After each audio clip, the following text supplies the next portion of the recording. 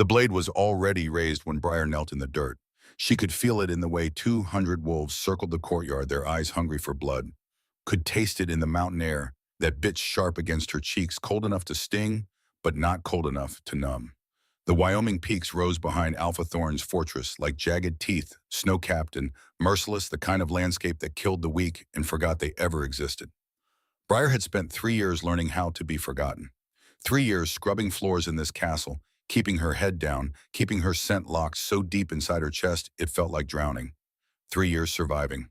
But survival had its limits. She knelt now in the center of the stone courtyard, her servant's dress torn at the shoulder, where one of Thorne's guards had grabbed her too roughly. Her dark hair hung loose around her face, unwashed for days, and her hands were bound behind her back with rope that bit into her wrists. She didn't struggle. There was no point. 20 feet away, Alpha Thorne stood on the raised platform reserved for judgment, his arms crossed over his broad chest. He was 45 but looked older, his face carved into permanent cruelty by decades of ruling through fear. His wolf prowled just beneath his skin, visible in the yellow gleam of his eyes, in the way his fingers flexed like he wanted to shift and tear into her right there. He'd wanted to kill her for 3 years. Now he finally had his excuse. The law is clear. Thorne's voice carried across the courtyard, deep and authoritative. Any wolf who pollutes pack bloodlines with bastard offspring forfeits the right to live. The female before you is pregnant. The father is dead. She carries no claim, no bond, no protection. Murmurs rippled through the crowd. Briar kept her eyes on the ground. She'd learned that trick early. If you didn't look at them, sometimes they forgot you could see them at all. She is also scentless, Thorne continued, and the murmurs grew louder. A defect that marks her as unnatural. Broken. 3 years ago, I offered her mercy by allowing her to serve in my household, rather than face execution for her condition. Mercy. The word tasted like poison. Thorne's mercy had looked like bruises hidden beneath long sleeves, like eating scraps from the kitchen after everyone else had finished, like sleeping in a storage room so small she couldn't stand up straight. His mercy had looked like 3 years of wishing she were dead. But she has repaid that mercy with deception, Thorne said. She hid her pregnancy for 4 months. 4 months of deceit under my roof. That ends today. Briar's hand moved unconsciously to her stomach. 5 months now, if she counted right. The baby was small, barely showing beneath the loose fabric of her dress, but she could feel it. A flutter of movement that came and went like a secret. The father had been a rogue wolf passing through the territory. He'd been kind to her. That was all it took. One person treating her like she mattered, and she'd fallen into his bed like a fool. He'd left the next morning heading south, and she'd found out 2 weeks later he'd been killed by hunters near the Colorado border. She hadn't even known his real name. The sentence is death, Thorne announced, to be carried out immediately. No one protested. No one ever protested. Briar closed her eyes. She thought about the baby, thought about how it would never know sunlight, never feel warmth, never have a chance at life. She thought about her mother, whoever she'd been. Briar had no memories of her, just a name she'd heard once in Whispers Rowan. A woman who'd thrown herself off the eastern cliffs when Briar was still an infant. Maybe dying young ran in the family. The guard stepped forward, drawing his blade. The silver glinted in the afternoon sun. Silver, of course. They wanted to make sure she didn't heal, didn't come back. One clean cut across the throat and it would be over. Briar took a breath, released it, took another. She would not beg. She'd given up begging a long time ago. The blade rose higher, then the gates exploded open. Not literally, but that's what it felt like. One moment the courtyard was sealed, the massive iron gates locked and guarded. The next they swung wide with a screech of metal that made every wolf in the courtyard flinch. A wave of cold rolled through the opening so intense that frost formed on the stone walls in seconds. Briar's eyes snapped open. The temperature had dropped 20 degrees in the span of a heartbeat. Her breath came out in visible puffs. Around her, wolves stumbled backward, their instincts screaming at them to run, to submit, to do anything but stand in the path of whatever was coming through those gates. Because something was coming. Briar felt it before she saw it. A presence so overwhelming that her wolf, the one she kept buried in silence, pressed against her ribcage like it wanted to claw its way out and bow. Every hair on her body stood on end. The baby in her womb went completely still. Then he appeared. He walked through the gates alone, no guards, no entourage, just a single figure wrapped in black from throat to boots. Tall, easily 6.5 feet, broad-shouldered in a way that suggested both strength and control. His hair was dark, almost black, falling just past his jaw in a way that should have softened his features, but somehow made them more brutal. And his eyes. His eyes were silver, not gray, not pale blue, actual silver like coins melted and poured into a human skull, glowing with an inner light that didn't belong to anything mortal. Briar knew who he was. Every wolf in the Northern Territories knew. Kieran Frostmore, king of the Frostmore Kingdom, the ruler who'd unified the fractured packs before his 30th year. The wolf whose bloodline was so ancient that some whispered his beast wasn't a wolf at all, but something older, something colder, something dying. The rumors said he was cursed, that he couldn't feel warmth, couldn't feel anything, that women who touched him died screaming. Looking at him now, Briar believed every word. He moved through the courtyard like he owned it, and in a way he did. Thorn's territory was technically independent, but everyone knew the truth. The Frostmore Kingdom held the north. Cross the king and your pack would be crushed before winter ended. 200 wolves dropped to their knees. Even Thorn, despite the fury radiating from his posture, sank into a low bow. Briar tried to kneel lower, but the guard's hand on her shoulder kept her upright. She was still bound, still kneeling in the dirt, still seconds away from execution.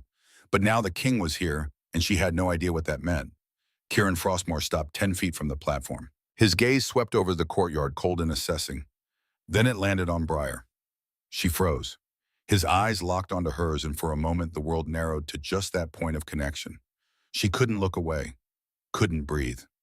His gaze was like being seen through every secret laid bare, every wall she'd built stripped away in seconds. He was scenting her. She realized it suddenly.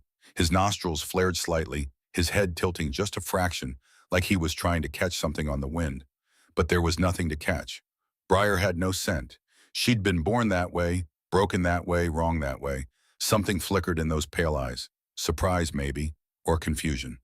Your Majesty, Thorn's voice broke the silence, carefully respectful. We are honored by your presence. Had we known you were visiting, we would have prepared. I'm not visiting, Kieran said.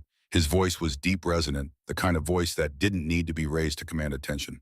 I'm passing through, but I heard the commotion. He gestured toward Briar without taking his eyes off her. What's happening here? Thorn hesitated, just for a second, but Briar caught it. A trial, Your Majesty. Pack justice. This female violated our laws. She's been sentenced to death. For what crime? Bearing a bastard child while under my protection, deceiving my household, being scentless. Thorn's lip curled on the last word. She's defective, Your Majesty. Unnatural. The law is clear. Kieran was silent for a long moment. Then he stepped forward, closing the distance between himself and Briar in 3 strides. The cold came with him. It wasn't just the air temperature, though, that dropped another 10 degrees. It was something else, something that radiated from his skin like heat from a forge, except it was the opposite. Frost crept across the ground where his boots touched. His breath didn't fog the air, because the air itself seemed to freeze around him. He stopped directly in front of her, close enough that she could see the sharp cut of his cheekbones, the hard line of his jaw, the way those unusual eyes seemed to hold their own light. Look at me, he said. Briar's head lifted before she could stop herself. Some part of her that wasn't entirely human responded to the command, the part that recognized a predator so far above her in the hierarchy that resistance was meaningless. Their eyes met again. This close, she could see details. The faint shadows beneath his eyes, like he hadn't slept in weeks. The paleness of his skin, too pale for a wolf, almost translucent. The way his lips were faintly blue at the edges. He looked like a man made of winter. Beautiful in the way a glacier was beautiful. Untouchable. Impossibly cold. And dying. She could see it now. Whatever was wrong with him, whatever curse the rumors whispered about it, was real. It was killing him. And he knew it. You have no scent, he said. Not a question. An observation. No, Your Majesty, Briar whispered. Her voice came out hoarse from disuse. She hadn't spoken to anyone in days. Why? The question hung in the air. Behind him, Thorn shifted uneasily. Around the courtyard, wolves watched in confused silence. Briar swallowed hard. I don't know, Your Majesty. I was born this way. Kieran studied her for another long moment. Then, to her absolute shock, he crouched down. Not kneeling, just lowering himself to her level, balancing on the balls of his feet with an ease that suggested lethal grace. Now they were eye to eye. His face was inches from hers. She could see the individual crystals of frost that clung to his dark hair. Could see the way his breath came out in controlled, measured puffs. Could feel the cold radiating from his body like a physical force. Except it didn't hurt. Every other wolf in the courtyard was shivering, their wolves whimpering from the unnatural temperature. But Briar felt it as just cold. Uncomfortable, yes, but not painful. Not burning the way it should have been. Something changed in Kieran's expression. His eyes narrowed slightly, studying her with new intensity. "Are you bonded to anyone?" he asked. "Mated," claimed. "No, your majesty." "The child's father." "Dead, your majesty. He had no claim on me. We were never bonded." Kieran's gaze dropped to her bound wrists, then back to her face. "And this Alpha," he gestured toward Thorn without looking at him. "He has no claim on you, either. Only as a servant, your majesty. I have no pack, no bond. I belong to no one." The words came out more bitter than she'd intended. But they were true. She'd belonged to no one her entire life. Not her dead mother, not the pack that had grudgingly taken her in, not the rogue who'd left her pregnant, not even herself. She was no one. Owned by no one. Mourned by no one. Kieran's eyes flickered again. That same unreadable expression. Then he rose to his full height in one fluid motion and turned to face Thorn. "I'm invoking royal clemency," he said. The courtyard went deathly silent. Royal clemency was an ancient law rarely used, almost forgotten. It allowed the king to claim any condemned wolf, overriding local pack justice. It had been designed centuries ago to prevent alphas from executing wolves who might be valuable to the kingdom. Political prisoners, witnesses to crimes, anyone the crown needed alive. It had never been used to save a pregnant servant. Thorn's face went white with fury. "Your Majesty, with all respect, this female is worthless. She has no skills, no bloodline, no value to the kingdom. She's scentless, defective. Surely you don't—" "I'm claiming her," Kieran said, his voice cutting through Thorn's protest like a blade through silk. "As of this moment, she falls under my protection. Any claim you held is severed. Any sentence you imposed is void." He turned his head slightly, those pale eyes fixing on Thorn with an intensity that made the Alpha take an involuntary step backward. "And if you speak another word against what is now mine, I will consider it a challenge to my authority. Do you wish to challenge me, Alpha Thorn?" Thorn's mouth opened, closed, opened again. No sound came out. "I didn't think so," Kieran said coldly. Then he looked at the guard holding Briar. "Release her." The guard's hands were shaking so badly he could barely untie the ropes. The moment Briar's wrists were free, she stumbled, her legs numb from kneeling so long. She would have fallen, but a hand caught her elbow. Cold fingers. Ice cold, but gentle. Kieran steadied her, his grip firm but careful. "Can you walk?" Briar nodded, not trusting her voice. "Then come. We're leaving." He didn't wait for her response, just kept his hand on her elbow and guided her toward the gates, moving at a pace she could match despite her unsteady legs. The crowd parted before them like water before a ship's prow, wolves scrambling out of the king's path. Briar walked in a daze. Her mind couldn't process what was happening. One moment she'd been seconds from execution. Now she was walking out of Thorn's fortress under the protection of the most powerful wolf in the north. It didn't make sense. None of it made sense. Why would he save her?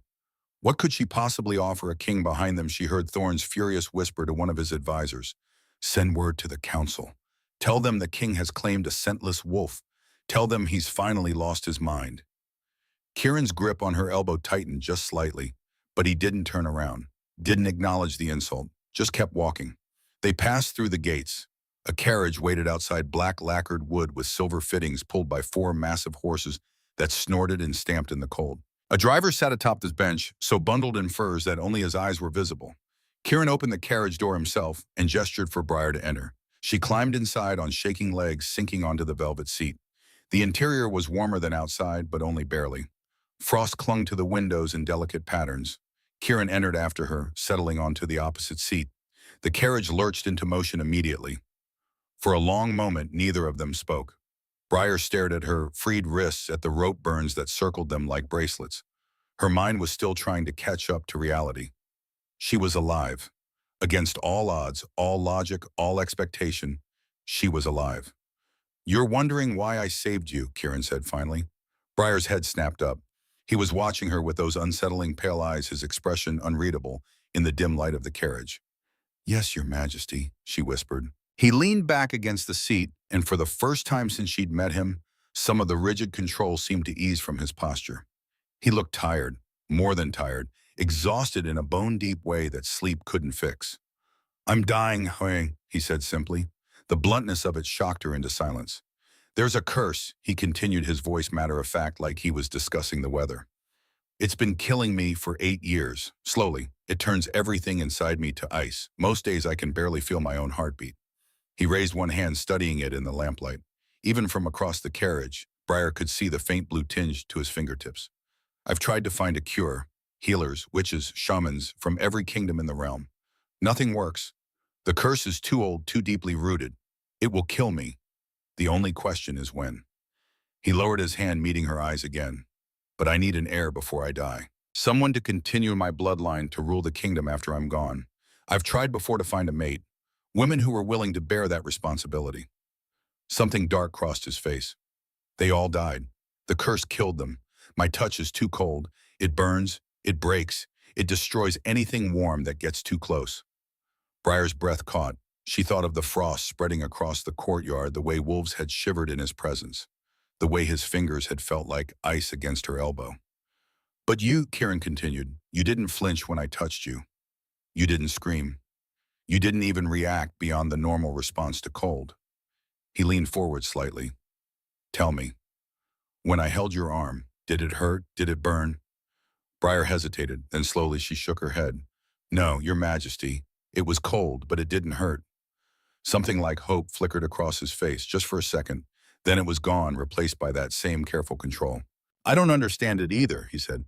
Every other wolf I've touched in the last 8 years has reacted to my cold like it was fire. But you felt nothing but temperature. Briar's mind raced. She thought of her scentless nature, her broken wolf, the way she'd always been different.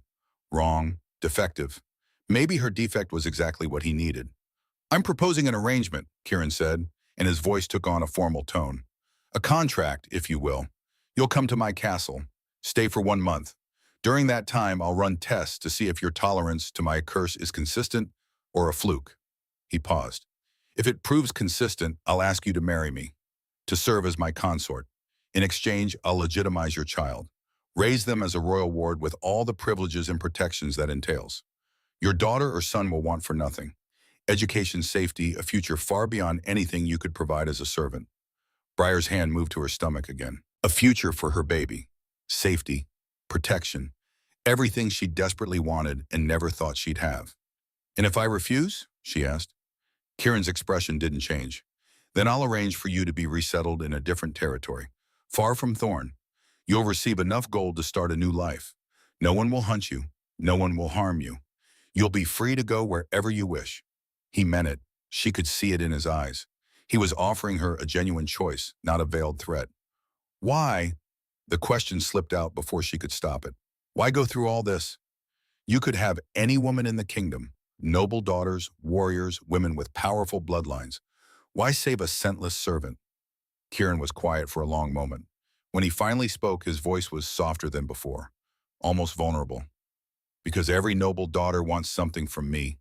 Power, status, a crown. They look at me and see a king. They want the throne, the title, the legacy. His jaw tightened. But I can't give them what they want. I can't give them love. I can't give them warmth. I can barely touch them without causing pain. And watching them try to hide their suffering, watching them pretend it doesn't hurt, it's a cruelty I'm tired of inflicting. He met her eyes. But you don't want anything. You were ready to die 5 minutes ago. You have no ambitions, no expectations. You don't look at me and see a crown. You just see a man. Briar absorbed his words slowly. He was right. She didn't want power, didn't want status. She'd been too busy surviving to dream of anything beyond the next day. And if I agree to this arrangement, she said carefully, if I marry you, what would you expect from me? Publicly, you'll serve as my consort, attend necessary events, present a unified front to the kingdom. Privately, you'll help me understand why you're different, why my curse doesn't affect you the way it affects others. And eventually, if the arrangement proves stable, you'll bear me a biological heir. 1 child, that's all I ask. He paused. I won't force you into my bed. I won't demand affection you don't feel. This is a transaction, your service in exchange for your child's future. Nothing more. Nothing more. The words should have been reassuring. Instead, they felt hollow. But Briar had learned long ago that feelings were a luxury she couldn't afford. This was survival, pure and simple, a chance to give her child the life she'd never had. I accept, she said. Kieran's eyes widened slightly. You don't want time to think about it. What's there to think about? An hour ago I was about to die. Now you're offering me a chance to live, to give my baby safety. I'd be a fool to refuse. Something unreadable crossed Kieran's face. Then slowly he extended his hand across the carriage, palm up, an offering, not a demand. Then we have a bargain, Briar of no pack, he said. She stared at his hand, pale fingers elegant and long, radiating cold like morning frost. She thought of the women who died from his touch, thought of the curse that was slowly killing him, thought of the gamble she was taking. Then she reached out and placed her hand in his. Ice. His skin was pure ice. Her fingers went numb almost instantly, a cold so intense it stole her breath. But it didn't burn. It didn't hurt beyond the discomfort of extreme temperature. Just cold, sharp and biting and real but not agonizing. Kieran's eyes went wide. His fingers closed around hers carefully like he was afraid she might shatter. He was staring at their joined hands with an expression she couldn't name. You really don't feel it, he whispered. The burning. You truly don't feel it. I feel the cold, Briar said. Her voice was steady despite the numbness spreading up her arm. But not pain, just cold. Kieran's grip tightened fractionally. Then he did something that shocked her more than anything else that had happened today. He smiled. It wasn't a large smile, barely a curve of his lips, but it transformed his face, made him look younger, almost vulnerable, like a man who'd been drowning and just found air. Thank you, he said softly. You have no idea what you've just given me. Briar didn't know how to respond to that, so she just sat there, her hand in his, feeling the ice seep into her bones and wondered what kind of future she'd just agreed to. The carriage rolled on through the mountain pass, carrying them away from Thorn's territory and toward a kingdom of ice and silver and dying kings. Outside the window, the sun was setting, painting the snow-capped peaks in shades of pink and gold. Inside, two broken wolves sat in silence, bound by a bargain neither fully understood. And in Briar's womb, a baby that would change everything stirred and settled, as if it knew the worst was over. For now. The Frostmore Castle rose from the frozen earth like a crown of black stone and silver spires. Briar pressed her face to the carriage window as they passed through the gates, her breath fogging the glass. She'd heard stories of the Northern Kingdom, whispered tales of ice fields that never melted and forests so dark that sunlight couldn't penetrate. But nothing had prepared her for the reality. The castle was massive, easily 10 times the size of Thorn's fortress. Towers reached toward a gray sky, their peaks lost in low-hanging clouds. Walls of dark stone were veined with what looked like silver glinting in the fading light. Torches burned along the battlements, their flames fighting against the endless cold. Everything was covered in a thin layer of frost. The courtyard stones, the statues of wolves that flanked the entrance.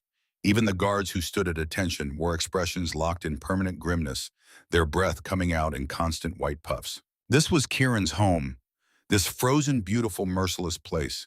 The carriage came to a stop before the main entrance. Kieran descended first, then turned to offer Briar his hand. She took it, the cold now familiar, and stepped down onto frozen cobblestones. The castle doors opened before they reached them. A woman emerged, tall and elegant, despite her age, with silver hair pulled back in a severe knot. She wore black and silver, the colors of the royal household, and her bearing suggested authority despite her servant's attire. Her eyes, sharp and assessing, swept over Briar with cool appraisal. Then she looked at Kieran, and her expression tightened into something that might have been anger or might have been fear. Your Majesty, she said, her voice carrying across the courtyard. You're back early, and you've brought another one. The words hit like a slap. Another one. As in another woman Kieran had brought home to die. Kieran's jaw tightened. Astrid, this is Briar. She'll be staying in the castle as my guest. Guest, Astrid repeated flatly. Is that what we're calling it now? Astrid? There was a warning in Kieran's voice. The woman Astrid held his gaze for a long moment. Then she turned to Briar, and her expression softened just slightly. Not warm, but not hostile either. Just sad. Come inside, child, she said. You look half frozen. Briar followed her through the massive doors and into an entrance hall that took her breath away. The ceiling soared 30 feet overhead, supported by columns of black stone carved with running wolves. Chandeliers hung from silver chains, their crystals catching the torchlight and scattering it across walls covered in tapestries. A grand staircase split in two directions, leading to upper floors she couldn't see. It was the most beautiful place Briar had ever been, and the coldest. This way, Astrid said, leading her toward the left staircase. His Majesty, I assume you have business to attend to. Kieran nodded. I'll speak with Briar tomorrow, after she's had time to rest. He turned to leave, then paused, looking back at Briar. If you need anything, tell Astrid. She manages the household. What she says carries my authority. Then he was gone, disappearing through a side door, leaving Briar alone with the severe woman who was studying her like she was trying to solve a particularly unpleasant puzzle. How far along are you? Astrid asked abruptly. Briar's hand moved to her stomach. 5 months. Astrid's lips thinned. And the father? Dead. Of course he is. Astrid began climbing the stairs and Briar hurried to follow. They always are, dead gone vanished, leaving girls like you to face the consequences alone. There was bitterness in her voice, personal bitterness. They climbed 3 flights before Astrid led her down a long corridor lined with doors. She stopped at one near the end and pushed it open. These will be your chambers, Astrid said. Briar stepped inside and had to stop herself from gasping. The room was larger than any space she'd ever occupied. A 4-poster bed dominated one wall draped in deep blue velvet. A fireplace took up another wall, already burning with a fire that filled the room with warmth, though even that warmth felt muted by the castle's pervasive cold. Windows looked out over the mountains, and in the fading light, Briar could see forests stretching endlessly to the north. There's a bathing chamber through that door, Astrid said, pointing. Fresh clothes in the wardrobe. Dinner will be brought to you tonight. Starting tomorrow, you'll eat in the main hall with His Majesty when he's available. She moved toward the door, then paused, her hand on the frame. Others have stayed in this castle before you, she said without looking at Briar. All dead now. The cold killed them. His Majesty's curse killed them. I don't know what he told you, what promises he made, but I'm telling you the truth because someone should. She finally turned and Briar saw genuine pain in her lined face. Leave, tonight if you can. Take whatever gold you need from the treasury. I'll make sure the guards look the other way. But leave before you join the others. Briar met her eyes. I can't. Why not? Because I have nowhere else to go and my baby deserves better than what I can give. Astrid studied her for a long moment. Then quietly, your baby deserves a living mother. Maybe, but a living mother who can't feed her, can't protect her, can't give her any kind of future. That's not much better than a dead one. The words were harsh. True, Briar had thought about it endlessly during her pregnancy. What kind of life could she offer a child? A life of running, hiding, scraping by on scraps and charity? Better to take the gamble. Better to risk dying if it meant her baby might have a chance. Astrid's expression softened just a fraction. You sound like someone I used to know. She was stubborn too.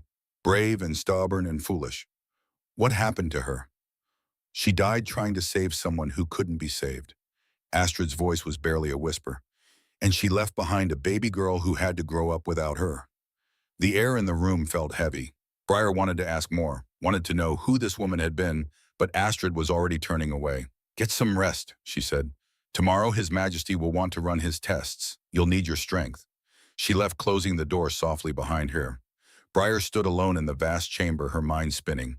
She walked to the window and looked out at the mountains, at the endless forests, at the kingdom she'd somehow become part of without understanding how. A knock came at the door. A servant entered carrying a tray of food, roasted meat, fresh bread, vegetables she didn't recognize, and a pot of hot tea that smelled like herbs and honey. The servant set it on a small table near the fire, curtsied, and left without speaking. Briar ate slowly, savoring each bite. Real food, not scraps, not leftovers. An actual meal prepared for her, served to her like she was someone who mattered. After she'd finished, she bathed in water so hot it made her skin pink, washing away 3 years of Thorn's fortress, 3 years of dirt and fear and silent endurance. She found a nightgown in the wardrobe's soft fabric that felt like a luxury against her clean skin. Then she climbed into the massive bed and lay there staring at the ceiling. Tomorrow would bring tests, experiments, whatever Kieran needed to determine if she could truly survive his curse, if she could become his consort, if she could give him an heir. But tonight, for the first time in 3 years, Briar felt safe. The feeling wouldn't last. She knew that. Safety was an illusion, a temporary reprieve before the next crisis hit. But she'd learned to hold on to moments like this, to breathe them in and remember them when things got bad again. Her hand rested on her stomach, feeling the baby's gentle movement. We're going to be okay, she whispered into the darkness. Yimhao, we're going to be okay. Outside, the wind howled against the castle walls. Snow began to fall soft and silent, covering the world in white. And in a chamber 3 floors below, a dying king sat alone in the dark, holding his frozen hands to his chest, and allowed himself to hope. Just for tonight. The first test came at dawn. Briar woke to soft knocking, her body still heavy with the kind of sleep she hadn't experienced in years. Deep. dreamless, safe. For a moment, she didn't remember where she was. Then she opened her eyes and saw the vaulted ceiling, the dying embers in the fireplace, the windows showing a world painted white with fresh snow. Frostmore Castle. She was in Frostmore Castle. The knocking came again. "Miss Briar, His Majesty requests your presence in the South Tower." Briar sat up, her hand automatically moving to her stomach. The baby kicked a gentle flutter that had become familiar. "I'll be ready shortly." A servant had laid out clothes while she slept. Not the fine gowns she'd seen in the wardrobe, but simple practical garments. A wool dress and deep gray warm stockings, sturdy boots. Clothes for working, not for show. She dressed quickly, braided her dark hair, and followed the servant through corridors that seemed to stretch endlessly. The castle was a maze of stone and silver, every hallway looking identical, every turn potentially leading nowhere. She tried to memorize the route, but gave up after the fourth identical staircase. The South Tower was separate from the main castle, connected by a covered walkway that looked out over a frozen courtyard. Through the windows, Briar could see guards training their breath, coming out in white clouds as they sparred. The sound of steel on steel rang across the snow. The servant stopped at a heavy oak door. "His Majesty is inside. He asks that you enter alone." Briar's heart kicked against her ribs. She pressed her hand flat against the door, feeling the cold wood, then pushed it open. The room beyond was circular, taking up the entire width of the tower. Windows circled the space, flooding it with pale morning light. But what drew Briar's attention was the center of the room. A chair sat there, simple wooden with armrests worn smooth by use. And beside it, a small table covered in instruments she didn't recognize. Glass vials, metal implements, leather straps. Kieran stood by one of the windows, his back to her. He wore black again, but simpler clothes than yesterday. A shirt with the sleeves rolled to his elbows, revealing forearms that looked almost translucent in the morning light. She could see veins beneath his skin, not red or blue, but a faint, crystalline white. "Close the door," he said without turning. Briar did. The sound echoed in the circular space. Kieran turned to face her. In the daylight, he looked worse than he had in the carriage. The shadows under his eyes had deepened to bruises. His lips held that same blue tinge. And when he moved, it was with a careful precision that suggested pain he was working to hide. "Thank you for coming," he said. His voice was formal, distant. Nothing like the quiet vulnerability she'd heard in the carriage. "I know this is unusual, but I need to understand what you are. Why you're different." He gestured to the chair. "Sit, please." Briar crossed to the chair and sat, her hands folding in her lap. Up close, she could see the instruments more clearly. A thermometer, calipers for measuring, vials with strange liquids inside, leather straps attached to the chair's arms. "I'm not going to hurt you," Kieran said, noticing where she was looking. "The straps are in case the cold becomes too much, in case you need to pull away quickly and can't." "Others sat in this chair," Briar said. "Didn't they?" Kieran's jaw tightened. "Yes." "And they screamed." It wasn't a question, but Kieran answered anyway.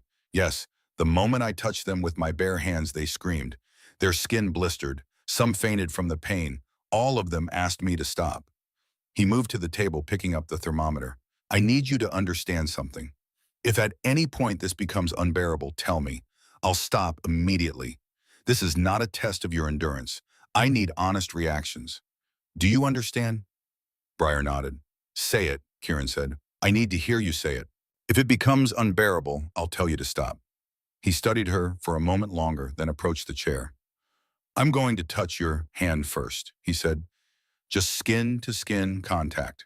For 30 seconds. I'll count. Are you ready?" Briar extended her right hand palm up. "Ready." Kieran placed his palm against hers. The cold hit immediately. Intense. Shocking. Like plunging her hand into a frozen river. Briar's breath caught her fingers instinctively, trying to curl away, but she forced them still. 1, Kieran counted. His eyes never left her face. 2, 3. The cold was spreading up her arm now, not just cold, something deeper. A numbness that felt wrong, invasive, like her body was forgetting how to feel anything at all. 4, 5, 6. Briar's teeth began to chatter. She clamped her jaw shut, determined not to show weakness. "Does it burn?" Kieran asked, still counting. 7, 8. "Does it feel like fire?" "No," Briar managed. "Just cold, really cold." 9, 1, 10. Others were screaming by now. "I'm not others." His expression flickered. 11, 12, 13. The numbness had reached her shoulder. Her entire arm felt disconnected from her body, a foreign thing attached to her that she could barely sense. But still, No burning, no blistering, just cold. 14, 15, 16. Kieran's hand was steady, unwavering, but Briar noticed his other hand, the one not touching her, had formed a fist at his side, like he was bracing himself for her to start screaming. 20, 21, 22. Briar's vision began to blur at the edges. The room felt too bright suddenly, too cold. Her wolf stirred beneath her skin, not in fear but in something else. Recognition, maybe. Like it knew this cold. Had felt it before. 28, 29, 30. Kieran released her hand instantly, stepping back. Briar's arm dropped to her lap, completely numb. She couldn't feel her fingers. Couldn't feel anything below her shoulder. For a terrifying moment, she thought she'd lost the limb entirely. Then slowly, sensation began to return. Pins and needles. Sharp and uncomfortable, but real. Her fingers twitched, flexed. The numbness receded inch by inch, leaving behind an ache that was almost pleasant in its normalcy. Kieran was staring at her hand like it was a miracle. No blisters, no burns. Your skin isn't even red. He looked at her face. How do you feel? Cold, Briar said honestly. Numb, but it's coming back. It doesn't hurt. Kieran turned away, walking to the window. His shoulders were rigid, his breathing controlled but uneven. When he spoke, his voice was rougher than before. Every other wolf I touched developed frostbite within seconds. Their skin turned black. Some lost fingers. I watched them suffer because I needed to know if any of them could survive me. He pressed his forehead against the cold glass. But you sat there for 30 seconds. 30 seconds of direct contact with skin that's been cursed to destroy warmth. And you're fine. Briar flexed her fingers, feeling strength return. What does that mean? I don't know. Kieran turned back to her. That's why we need more tests, different durations, different points of contact. I need to map your tolerance, find your limits. And if I don't have limits, the question hung in the air between them. Kieran's expression shifted. Hope, raw and desperate hope. Then maybe you're what I've been searching for. Maybe you can survive me long enough to give me what I need. An air. He didn't say it, but the word hung unspoken in the cold air. How many more tests? Briar asked. As many as it takes, but not all today. You need time to recover between sessions.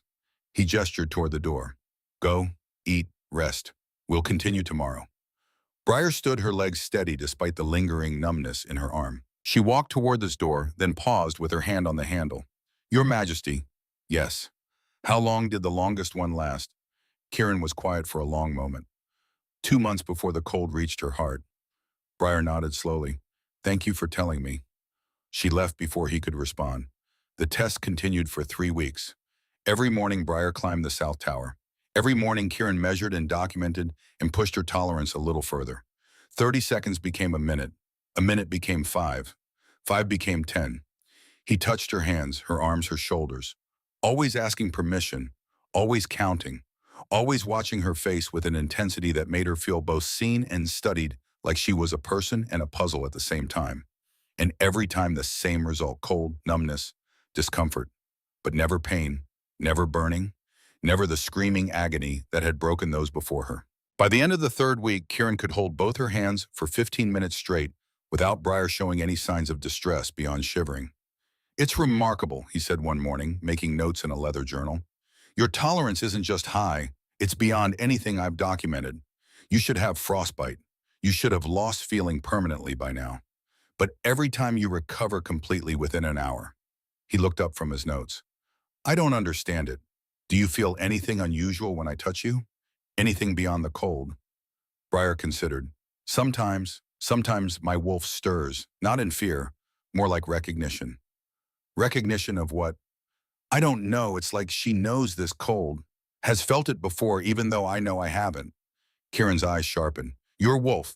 You've never let her surface, have you? No, I learned early to keep her buried. People notice when you shift and you have no scent. It's easier to stay human. Would you let her out now? Here where it's safe. Briar's first instinct was to refuse. But she looked at Kieran's face at the desperate hope there and found herself nodding. She stood, stepping away from the chair to give herself space. Then for the first time in 3 years, she let the walls down. Her wolf rose like a tide, swift and powerful and hungry for freedom. Briar's bones shifted, her skin rippling as fur erupted across her body. The change was faster than she remembered, almost violent in its intensity. When it finished, she stood on four legs in the center of the tower, her wolf fully manifested. She was smaller than a normal she-wolf, leaner. Her fur was dark brown, almost black in the shadows, and her eyes remained the same dark color as her human form. But the most striking thing was what Kieran had already noted. She had no scent. Kieran approached slowly, his hand extended. "May I?" Briar's wolf tilted her head, studying him. Then she stepped forward, allowing his hand to rest on her head. The cold flooded through her instantly. More intense in the wolf form, like her fur provided no insulation at all. But still, no pain, just cold. And something else. Her wolf leaned into his touch, a soft whine escaping her throat. Not distress, something almost like contentment. Kieran's eyes widened. She likes it. The cold. She actually likes it. He knelt, both hands now buried in Briar's fur. Incredible. Most wolves would be pulling away, terrified. But yours. Briar's wolf circled him, rubbing against his side. She could feel the cold radiating from his entire body now, not just his hands. It soaked into her, numbing and sharp and strangely soothing.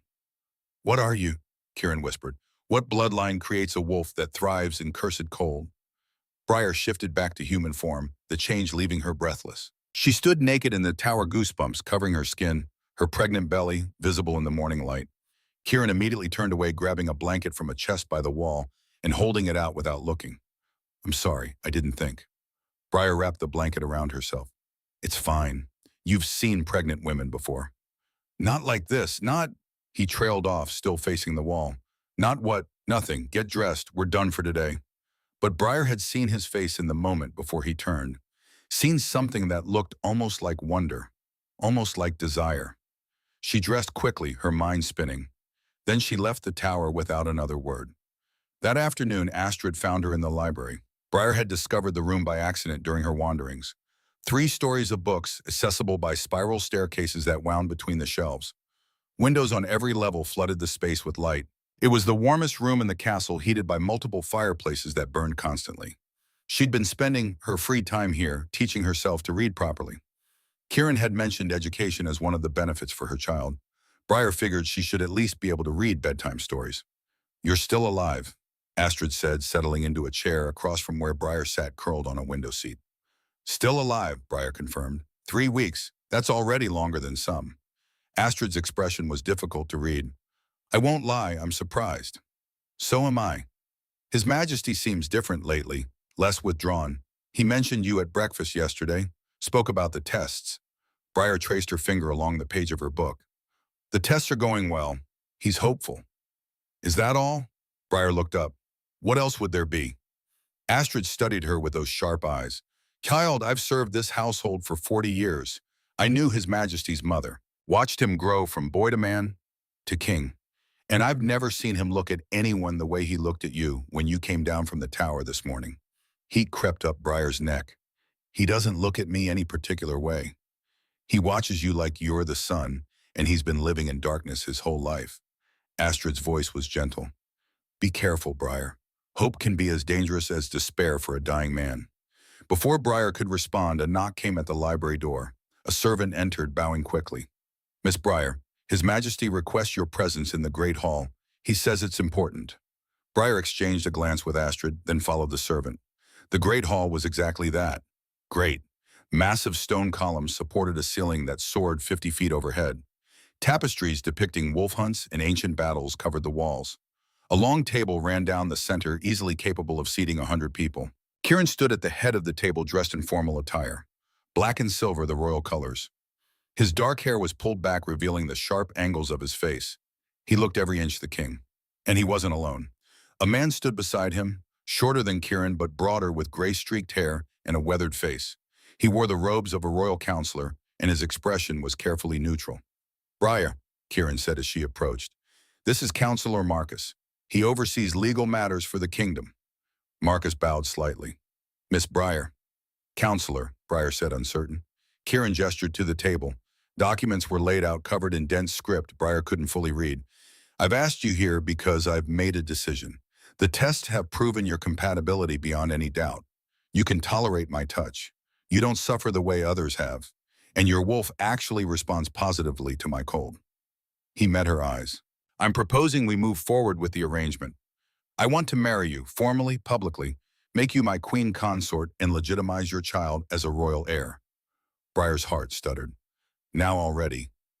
The curse is progressing, Kieran said quietly. I don't have time for a long courtship. I need certainty. I need to secure the succession. He didn't say before I die, but the words hung unspoken. The ceremony would take place in 1 month, Counselor Marcus said. That gives us time to prepare, to make the proper announcements, to ensure everything is legally binding. 1 month. 4 weeks from now, she would be married to a king. Briar looked at the documents at the formal script declaring terms and conditions she barely understood. What exactly am I agreeing to? Marcus cleared his throat. As queen consort, you would have limited ruling authority, but full royal protection. Your child, regardless of parentage, would be legitimized as a royal ward with inheritance rights. You would be expected to produce one biological heir with His Majesty within 2 years of the marriage. In exchange, you would receive a permanent residence in the castle, financial security, and legal protection from any who might wish you harm. He paused. There is also a clause regarding His Majesty's condition. Should he pass before the biological heir is born, you would serve as regent until the child comes of age. The kingdom would be yours to govern in their name. Briar's mind reeled. Regent, queen, governance of an entire kingdom. I don't know how to rule, she said. You'll learn Kieran said. Richard will teach you, the council will advise you, and you'll have time. The attempt at reassurance fell flat. Briar looked at him, really looked at him, saw the blue tinge spreading further up his neck, saw the way his hands trembled slightly when he thought no one was watching, saw the careful way he moved like every step required concentration. He was dying, maybe not today, maybe not next month, but soon, and he knew it. If I sign this, Briar said slowly, if I agree, what happens between now and the wedding? You would move into the Queen's chambers, begin training in royal protocol, meet with the council, learn what it means to be a queen. Kieran's voice was measured, businesslike. And we would continue the tests. I need to know your limits before the wedding night. He didn't elaborate. He didn't need to. Briar understood what he was asking. Could she survive intimacy with him? Could she endure the cold in its most vulnerable, sustained form? And if I can't, she asked, if I reach my limit during these tests, Kieran's expression hardened, then we'll find another way. I won't risk your life. Briar thought of her baby growing heavier in her belly every day, thought of the future Kieran was offering, safety, security, education, everything she'd never had handed to her child on a silver platter. And all she had to give in return was herself, her body, her warmth, her tolerance for cold. It seemed like a fair trade. Where do I sign? Relief flooded Kieran's face. He gestured to Counselor Marcus, who produced a quill and ink. Briar signed her name carefully, the letter shaky but legible. Kieran signed next to hers, his script elegant and precise. Marcus witnessed, adding his seal to the bottom. It's done, Marcus said. Congratulations, Your Majesty, Miss Briar. The wedding will be announced tomorrow. He gathered the documents and left, bowing his way out of the hall. Silence fell. Briar and Kieran stood on opposite sides of the table, the signed contract between them, like a bridge neither knew how to cross. Thank you, Kieran said finally, for agreeing, for giving me hope. Don't thank me yet, Briar said. We don't know if this will work. It will work. It has to. The desperation in his voice made her chest ache. She'd never had anyone need her before. Never been essential to anything or anyone. It was terrifying and exhilarating in equal measure. I should go, she said. Start packing, moving chambers. Briar, Kieran's voice stopped her at the door. I know this isn't what you imagined for your life. I know I'm asking you to bind yourself to a dying man. But I promise you this, for however long I live, I will protect you and your child with everything I have. You'll never go hungry, never be hurt, never be afraid again. Briar met his eyes. I stopped being afraid the day you saved me from execution. Everything after that is borrowed time. She left before she could see his reaction. The Queen's chambers were twice the size of the room Briar had been staying in. A massive bed dominated one wall, draped in midnight blue velvet. Windows looked out over the northern forests. A sitting area held comfortable chairs arranged around a fireplace large enough to stand in. And everywhere evidence of those who had come before. A hairbrush on the vanity, silver-backed and monogrammed. A book left open on a side table, its pages yellowed with age. A shawl draped over one of the chairs, carefully preserved despite years of neglect. Astrid found her standing in the center of the room, frozen. They left their things behind, Briar said quietly. His Majesty couldn't bring himself to remove them. Each time one died, he locked the chambers and swore he'd never try again. Astrid moved to the wardrobe, opening it to reveal gowns in various sizes. But he always tried again, because he had to, because the kingdom needed an heir. She pulled out a deep green dress, holding it up to Briar. This one should fit. Briar stared at the dress. What was her name? Catherine. She was a healer's daughter from the Western Territories. Kind, gentle. She lasted 5 weeks. And the others, Astrid's expression grew distant. Isabel, a noble's daughter, beautiful and proud. She died after 2 months, still believing she could cure him with love alone. She replaced the green dress and pulled out a gray one. Anne, a warrior, strong. She fought the cold like an enemy to be defeated. 3 weeks. She turned to Briar. They all tried in their own ways. All failed. All died believing they could save him. I'm not trying to save him, Briar said. I'm just trying to survive long enough to give my child a future. Is that really all? Astrid asked softly. Briar didn't answer. Over the next month, Briar learned what it meant to prepare for a royal wedding. Seamstresses measured her for a wedding gown, working around her growing belly with practiced efficiency. The dress would be white and silver, they told her. Traditional colors. She would wear her hair down, crowned with winter roses. Counselors briefed her on political alliances, teaching her which nobles to favor and which to watch carefully. She learned the names of every territory in the kingdom, every alpha sworn to Kieran's rule, every family with enough power to threaten the throne. Astrid taught her how to walk like a queen, how to hold her head high, shoulders back, spine straight, how to enter a room and command attention without saying a word, how to smile when she wanted to scream, and how to stay silent when she wanted to speak. And through it all, the test continued. Kieran pushed her tolerance further each week. 20 minutes of sustained contact. 30. An hour. He mapped every inch of her arms, her shoulders, her back. Always asking permission, always counting, always pulling back the moment she showed the slightest discomfort. And Briar began to notice something strange. The more time she spent with Kieran, the less the cold affected her. It was subtle at first. Her recovery time shortened. The numbness didn't spread as far. Her wolf stirred more frequently, that strange sense of recognition growing stronger. But more than that, she found herself looking forward to the tests, to the quiet of the tower room, to Kieran's focused attention, his careful hands, his voice counting steadily. She found herself noticing details. The way his hair fell across his forehead when he bent over his notes. The rare occasions when he smiled, usually at something she'd said without thinking. The fact that his hands, despite their cold, were gentle. Always gentle. She was developing feelings for a dying king. It was the height of stupidity. 2 weeks before the wedding, Kieran broke the pattern. Today will be different, he said as Briar settled into the chair. I need to test something more intimate. Briar's heart kicked. How intimate? Kieran gestured to his notes. Every test so far has been extremities. Arms, hands, shoulders. Safe areas where the cold can be contained. But on our wedding night, there will be full body contact. Sustained, close. I need to know if you can endure that. He looked uncomfortable. Not afraid, just awkward. I'm asking your permission to hold you, properly. As a man holds a woman, no clothes between us, just skin to skin, for as long as you can tolerate. Heat flooded Briar's face. Now here, unless you'd prefer the bedchamber, but I thought the clinical setting might be easier. Easier than a bed, yes, definitely easier. All right, Briar said. How do we do this? Kieran moved to the windows, drawing heavy curtains across them. The room darkened, lit only by a single lamp on the table. Then he began unbuttoning his shirt. Briar's mouth went dry. She'd seen shirtless men before, had been intimate with one. But watching Kieran reveal pale skin, watching the way muscle moved beneath that translucent surface, watching the faint blue veins that spread across his chest like cracks in ice that was different. He was beautiful, in a terrible, fragile way, like a sculpture that might shatter if touched too hard. Your turn, he said quietly. Briar stood on shaking legs and began unlacing her dress. The fabric fell away, pooling at her feet. She stood in her shift, then removed that too until she wore nothing. Her pregnant belly was obvious now. 7 months along, the baby moved constantly, visible ripples across her skin. Kieran's eyes dropped to her stomach and something unreadable crossed his face. Lie down, he said, gesturing to a padded bench he'd positioned in the center of the room.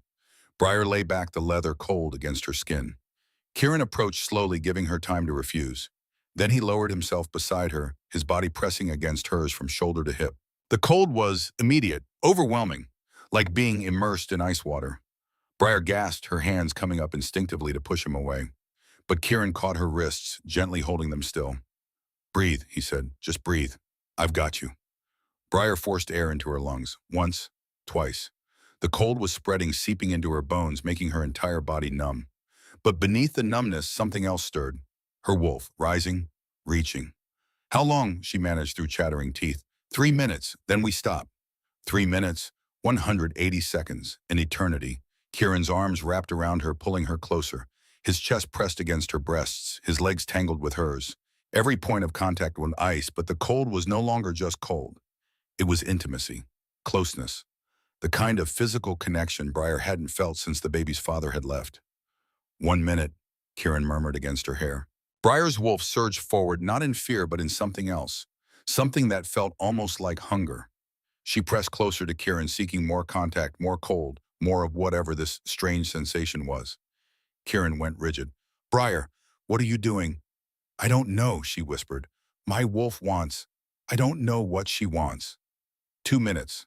His voice was strained. Briar realized suddenly that she wasn't the only one affected. She could feel his heart pounding against her chest, could feel tension in his body that had nothing to do with cold. "Kieran," she said, using his name for the first time. He shuddered. "Don't. Don't what? Don't say my name like that. Don't press closer. Don't make this harder than it already is." 3 minutes, Briar said. "The 3 minutes are up." But neither of them moved. They lay there wrapped in cold and silence until finally Kieran pulled back. He stood quickly, turning away, his breathing uneven. "Get dressed," he said roughly. "We're done." Briar dressed with numb fingers, her mind spinning. Something had shifted during that test. Something fundamental. She'd felt it in the way Kieran had held her, in the way his carefully controlled demeanor had cracked. He wasn't as indifferent as he pretended, and neither was she. She left the tower without another word, but she could feel his eyes on her back until the door closed between them. That night, Briar couldn't sleep. She lay in the massive bed staring at the ceiling, replaying the test over and over. The cold, the closeness, the way her wolf had surged toward him instead of away. A knock came at her door near midnight. "Come in," she called. Astrid entered, carrying a tea tray. "I thought you might need this." She poured 2 cups, handing one to Briar. The liquid smelled like chamomile and honey. "You're going to marry him in 2 weeks," Astrid said, settling into a chair by the fire. "And you're developing feelings for him." It wasn't a question. Briar wrapped her hands around the warm cup. "Is it that obvious?" "Only to someone who's been watching you both for a month. He feels it too, you know. He's just terrified of what it means." "Why?" Astrid stared into the fire. "Because the curse feeds on emotion. The more he feels, the faster it spreads. Strong feelings would kill him quickly." Briar's chest tightened. "So we can never. You can be married, you can be intimate, you can produce heirs, but you can't love him, and he can't love you, not if he wants to live long enough to see his child born." The cruelty of it was staggering. To be bound to someone, to share their bed and their life, but never their heart. "I don't think I can do that," Briar whispered. "You'll have to, because the alternative is watching him die in front of you, knowing your love is what killed him." Astrid stood, moving toward the door. Then she paused, looking back. "For what it's worth, child, I think he'd choose to die loving you rather than live frozen. But it's not his choice to make. It's yours. You're the one who'll have to live with the consequences." She left, closing the door softly. Briar lay back against the pillows, her hand on her pregnant belly. The baby kicked strong and insistent. In 2 weeks she would marry a king. In 2 months she would bear his heir. And somehow she had to learn to live beside a man she was already falling for, or knowing that loving him would destroy them both. Outside, snow began to fall, silent and relentless, covering the world in white. And in a chamber 3 floors below, Kieran sat alone in the dark, thinking of the woman who'd pressed closer instead of pulling away, and wondered how much longer he could maintain the walls around his heart. The wedding was smaller than Briar had expected. She'd imagined hundreds of guests, nobles from every territory, a ceremony that would last hours. But when she descended the grand staircase in her white and silver gown, she found only 20 people gathered in the great hall. Counselors, essential witnesses, Astrid standing near the front with tears already streaming down her weathered face, and Kieran waiting at the altar in black and silver formal attire, his dark hair pulled back to reveal the sharp angles of his face. He looked like a statue carved from winter itself.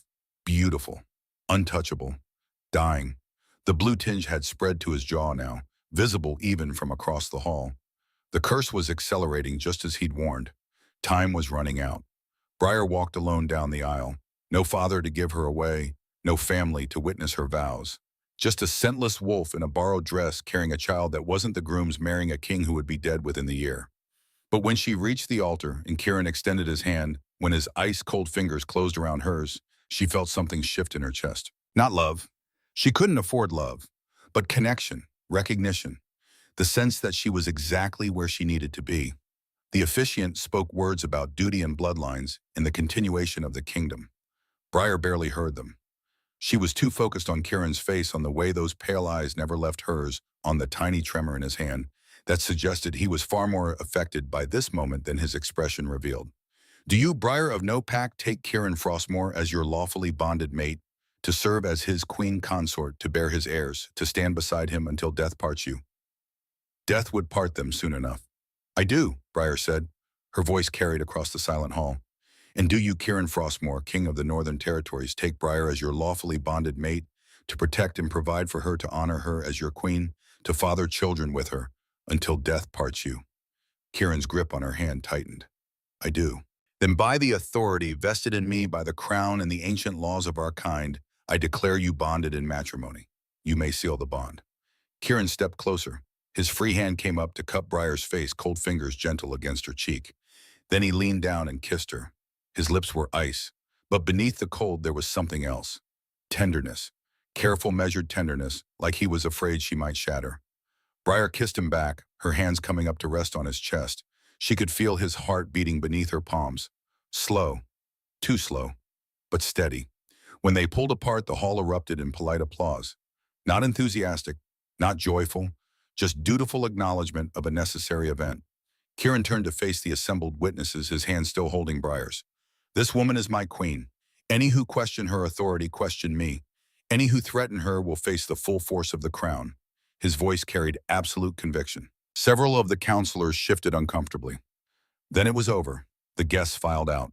A small dinner was served in a private dining room, just Briar, Kieran, and Astrid.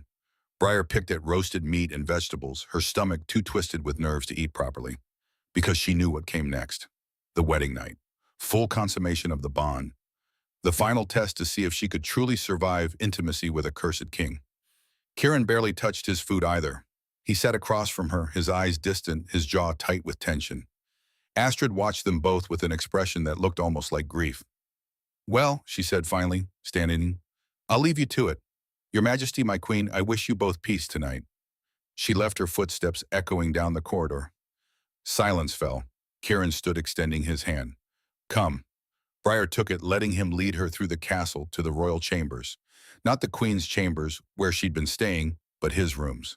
Larger, darker, colder. A fire burned in the hearth, but it seemed to give more smoke than heat. The bed was massive, draped in midnight blue velvet. Windows looked out over mountains painted silver by moonlight. Kieran closed the door, then stood with his back against it, watching her. I won't force you, he said quietly. If you're not ready, we can wait. The marriage is legal, regardless of consummation. Briar turned to face him. And the heir you need can wait until you're willing.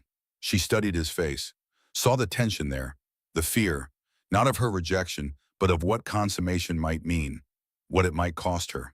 I'm willing, Briar said. Are you, or are you just being practical? The question caught her off guard. She'd spent so long being practical, surviving, enduring, that she'd almost forgotten there were other reasons to share someone's bed. Does it matter? She asked. Kieran pushed off from the door, crossing to the window. Yes, it matters. I've already taken women to my bed out of necessity. Watch them suffer. Watch them die. I won't do that to you if there's any doubt. Briar walked to stand beside him, looking out at the frozen landscape. The test proved I can endure your touch. We've been skin to skin for hours without lasting damage. I'll survive the night. Surviving isn't the same as living. The rawness in his voice made her look up. Kieran was staring at the mountains, his reflection ghostly in the window glass. I'm trapped, he said softly. Trapped in a dying body, bound by a curse I can't break, desperate for an heir to continue a bloodline I'm not sure deserves continuing. And now I've trapped you too. Bound you to a man who can't love you, can't keep you warm, can't give you anything but cold and duty and eventual widowhood. He finally looked at her. So yes, it matters whether you're willing or just resigned. Because I need to know that when this is over, when I'm gone, and you're left alone with our child, you won't regret this night. Briar reached up, placing her hand on his cheek. The cold bit into her palm, but she held steady. I won't regret it, she said, because this night is giving my children a future. Both of them. The baby I'm carrying and the one we'll make together. That's worth any amount of cold. Something cracked in Kieran's carefully controlled expression. He turned his head, pressing his lips to her palm in a kiss so gentle it made her chest ache. Then come to bed, he whispered. Let me try to give you whatever warmth I have left. They undressed slowly. Kieran's hands were steady as he unlaced Briar's gown, letting the heavy fabric pool at her feet. She stood in her shift, 7 months pregnant, invisibly showing her body changed by the life growing inside her. Kieran knelt before her, his hands resting lightly on her swollen belly. The baby kicked against his palm, strong and insistent. Hello, little one, he murmured. I'm going to protect you. You and your mother both. I promise. Briar's throat tightened. She'd never heard him speak to the baby before. Never seen this side of him, tender and almost fatherly toward a child that wasn't his. He rose, removing his own clothes with efficient movements. In the firelight, his body was a study in contrasts. Pale skin stretched over lean muscle. The faint blue of veins spreading across his chest like frost on a window. Beautiful and terrible at once. They moved to the bed. Kieran pulled back the covers, gesturing for Briar to lie down. She did, her heart pounding so hard she could feel it in her teeth. He joined her, settling beside her but not touching. Just lying there, studying her face in the dim light. Last chance, he said.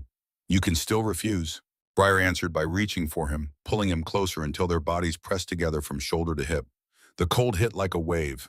Overwhelming. All-consuming.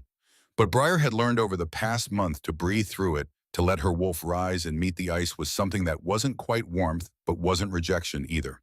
Kieran's arms wrapped around her, careful of her pregnant belly. His lips found hers in a kiss that started gentle and deepened into something desperate. Like he was trying to memorize the feel of her, the taste of her, the reality of holding someone who didn't scream from his touch. They made love slowly, carefully. Kieran's hands mapped every inch of her skin, his cold fingers leaving trails of numbness that faded into tingling warmth. Briar wrapped her legs around him, drawing him deeper, ignoring the ice that seemed to seep into her very bones. Because beneath the cold there was connection, intimacy. The kind of vulnerability that came from trusting someone with your body, your breath, your heartbeat. When it was over, they lay tangled together, Briar's head resting on Kieran's chest. She could hear his heart, slow and steady and still beating. You're still alive, Kieran murmured, wonder in his voice. Hours of contact, and you're still alive. Told you I could survive you. His arms tightened around her. Surviving me and thriving despite me are different things. Briar tilted her head to look at him. Who says I'm not thriving? Something shifted in his eyes, an emotion too complex to name. Then he kissed her forehead, his lips lingering. Sleep, he said. We have time before morning. Briar drifted off with the sound of his heartbeat in her ears, unaware that time was the one thing they didn't have. The next 2 months passed in a strange sort of happiness. Briar settled into her role as queen consort. She attended council meetings, learned the intricacies of governance, made appearances at necessary events. And every night she returned to Kieran's chambers. They maintained the careful distance he'd demanded. No declarations, no promises beyond duty. But in the darkness wrapped in each other's arms, it became harder and harder to remember why emotion was dangerous. Briar gave birth to her daughter in the 8th month, a tiny girl with dark hair and eyes the color of warm earth. She named her Neve, meaning snow, and Kieran held her for the first time with hands that trembled.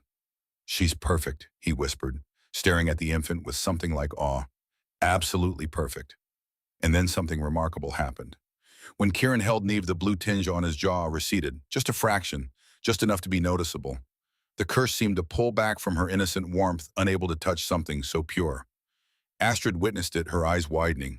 The child. She's affecting the curse. Over the next weeks, Kieran held Neve every day, rocking her when she cried, singing old lullabies in a surprisingly gentle voice, learning to change her wrappings and soothe her fussing. And with each touch, the curse retreated a little more. It's the love, Astrid said one evening as she watched Kieran cradle the sleeping infant. Children give unconditional love, pure love. The curse can't feed on it because there's no complexity, no conditions, no fear. But Kieran was careful never to hold Neve too long, never to let himself feel too much. He was terrified that even innocent love might trigger the curse's rebound. In her second month of marriage, Briar conceived Kieran's biological child. The pregnancy was different this time, harder. Her body struggled with carrying a child conceived with a cursed father. She was constantly cold, constantly tired, her wolf retreating deep inside where even she couldn't reach it. Kieran stayed by her side through all of it, holding her when she shivered despite layers of blankets, bringing her food when she was too weak to leave the bed, reading to her from books about faraway places they would never visit, and slowly, carefully, without either of them acknowledging it, they fell in love. It happened in small moments. The way Kieran's eyes softened when he looked at her, the way Briar reached for his hand without thinking, the way they moved around each other with practiced ease, anticipating needs before they were spoken, the way Kieran whispered her name in the darkness like a prayer, the way Briar's heart ached when she watched him play with Neve, knowing he might not live to see his biological child born. They never spoke of it, never acknowledged the dangerous emotion growing between them, but it was there, heavy and inevitable, like winter snow accumulating on a weak roof. Something had to break. It happened on a cold morning in Briar's 11th month of marriage. She woke to pain, sharp, intense, radiating from her swollen belly through her entire body. Labor. A month early. Too early. "Kieran," she gasped. He was beside her instantly, his cold hands on her face. "What's wrong?" "The baby. It's coming." Kieran's face went white. He was out of the room in seconds, shouting for healers, for Astrid, for anyone who could help. The labor was difficult. 12 hours as Briar's body struggled to bring forth a child conceived in ice. The healers worked frantically, their faces grim. The baby's heartbeat was erratic. Kieran stayed through all of it, holding Briar's hand despite the way his touch made her shiver, murmuring encouragement when she had the strength to hear it, silent when she didn't. Near the 13th hour, the head healer pulled Astrid aside. Their whispered conversation carried across the room. "She's weakening. The cold from the baby is affecting her. Even if we save the child, she may not survive." Briar heard it. So did Kieran. His hand tightened on hers, and for the first time since she'd met him, she saw pure terror in those pale eyes. "No," he said. "No, find another way." The healer shook her head. "There is no other way, Your Majesty. The curse has touched the child. It's affecting her from the inside. I'm sorry." "Then save her. Let the child go. Just save her." "We can't. The baby is coming whether we want it to or not. The only question is whether we save the child or let them both die." Kieran looked at Briar, his face a mask of anguish. "What do you want me to do?" Briar could barely speak through the pain, but she forced the words out. "Save the baby. Our son. Save him." Briar, no. "Please, Kieran. He deserves to live. I've already had more than I expected. More than I deserved. But he's innocent. He's yours. Save him." Tears were streaming down Kieran's face. Actual tears freezing on his cheeks as they fell. "I can't lose you. I can't. I've already lost too much." "You won't lose me. I'll be with you. In Neve, in our son, in every winter storm and frozen morning. I'll be there." She gripped his hand with what little strength she had left. "Promise me you'll take care of them. Both of them. Promise me they'll know they were wanted, loved." Kieran was openly sobbing now. His carefully controlled demeanor shattered completely. "I love you. God help me, I love you. I should have told you months ago. Should have said it every day. I love you, Briar." "I love you too," Briar whispered. "I think I loved you from the moment you saved me."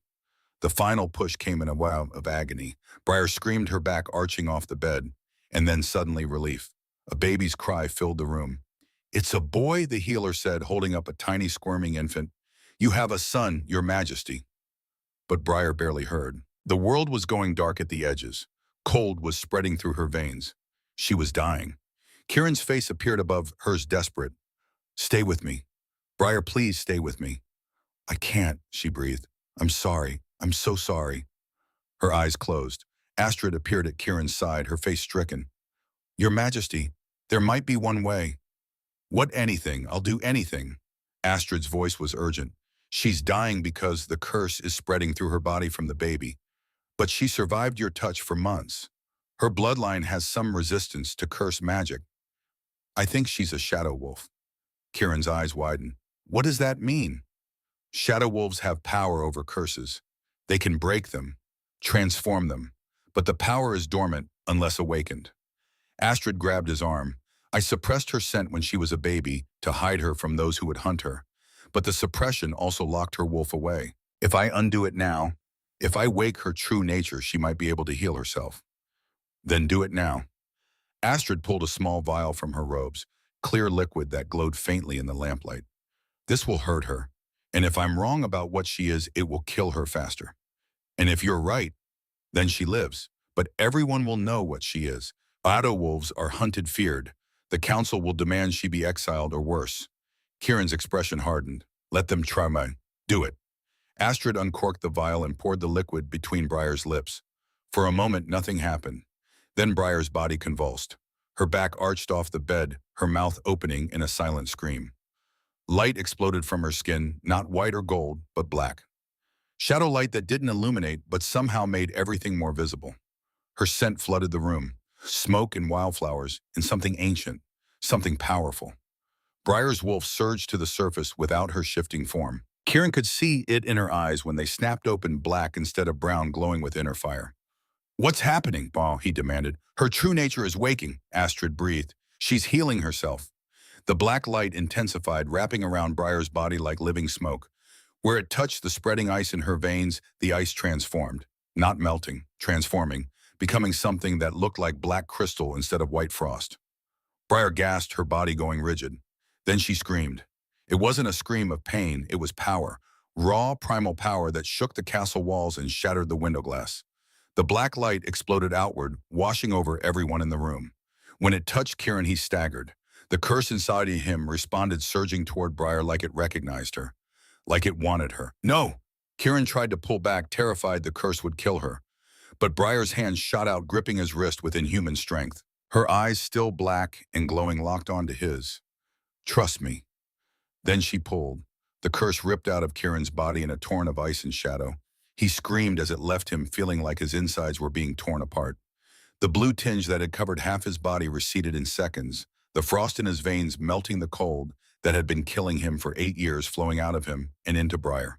But she didn't die from it. Her shadow wolf took the curse and did something impossible. She transformed it. The killing ice became protective cold. The death curse became guardian magic. The thing that had been destroying Kieran remade itself inside Briar into something new. When the light finally faded, Briar collapsed back onto the bed, her breathing ragged but steady. Her eyes returned to their normal brown, though something wild still lingered in their depths. Kieran stood frozen, staring at his hands. They were warm. Not ice, not frozen. Warm, pink with healthy blood flow.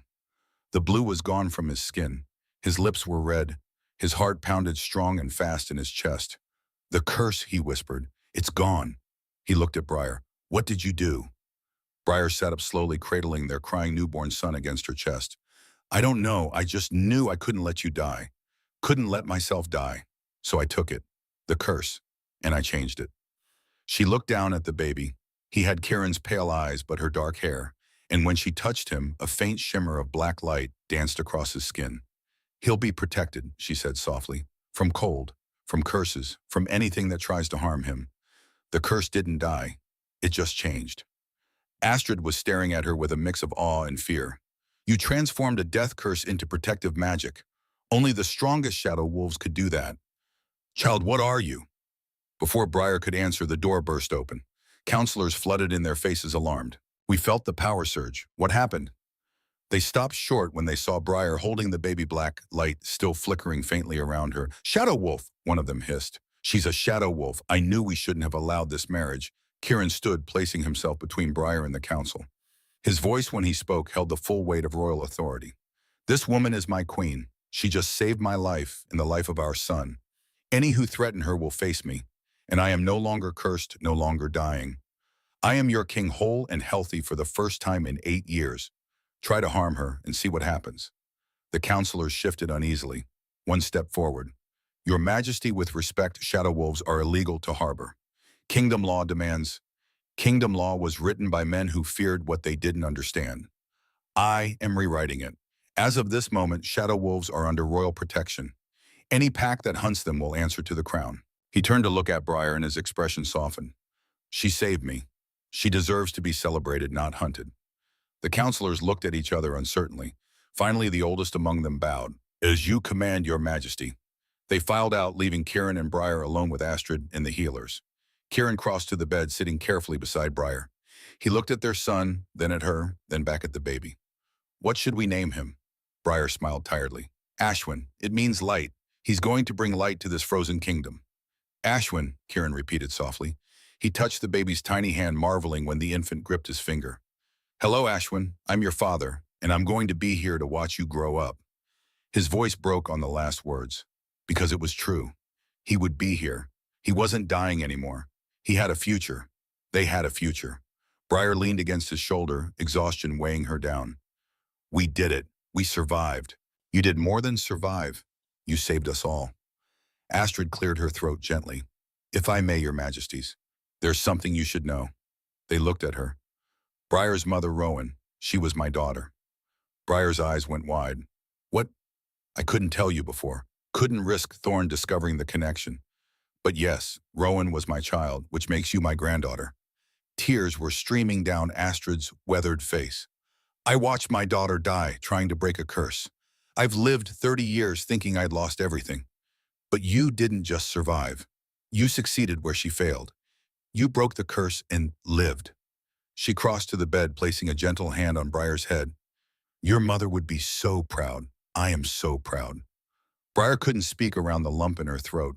She had a family, not just Kieran and the children, but Astrid too, a grandmother who'd been protecting her from the shadows all these years. They stayed like that for a long moment, 3 generations connected by blood and love and survival.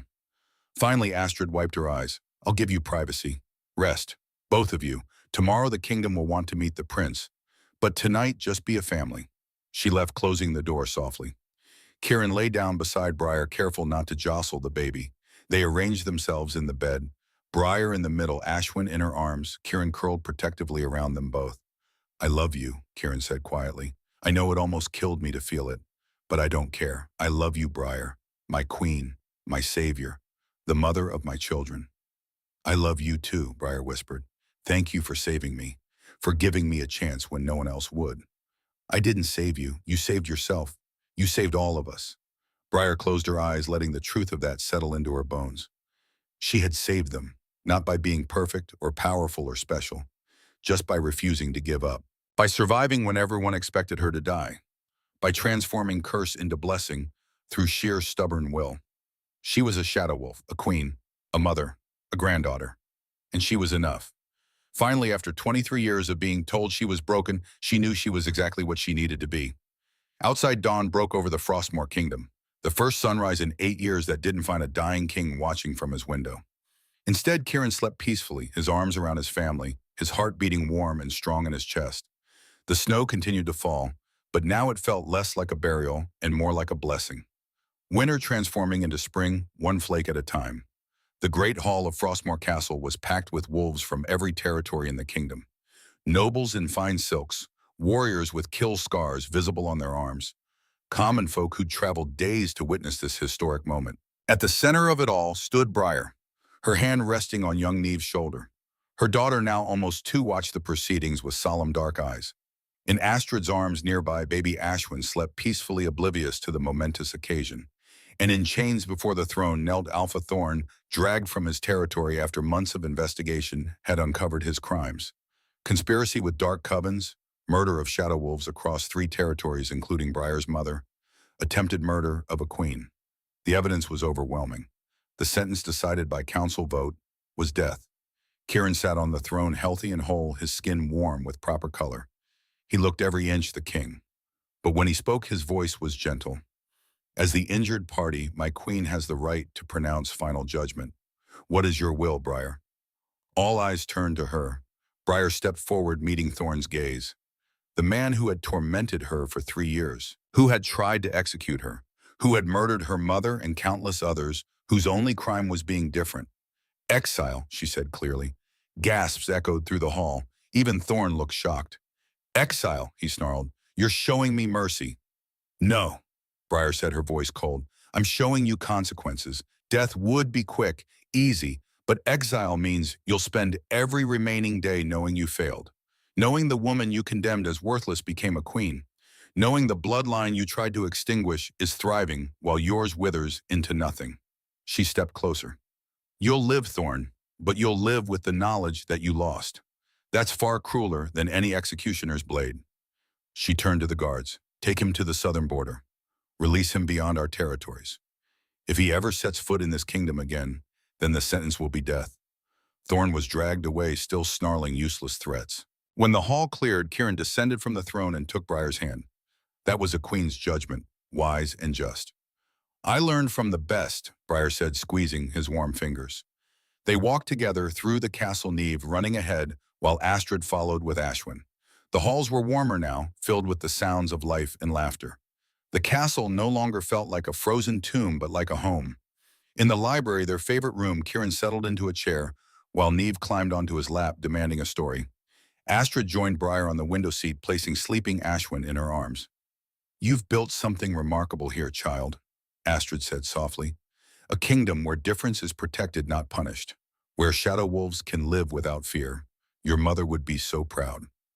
We built it, Briar corrected, looking at her husband, telling an animated story to their daughter, his voice warm and alive. Then down at her son, whose pale eyes would never know the cold resignation his fathers once had.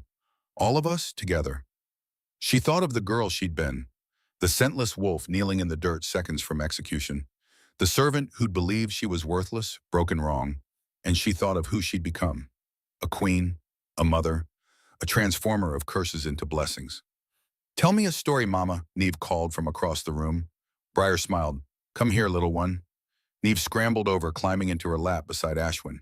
Kieran joined them, settling on the window seat with his arms around his family.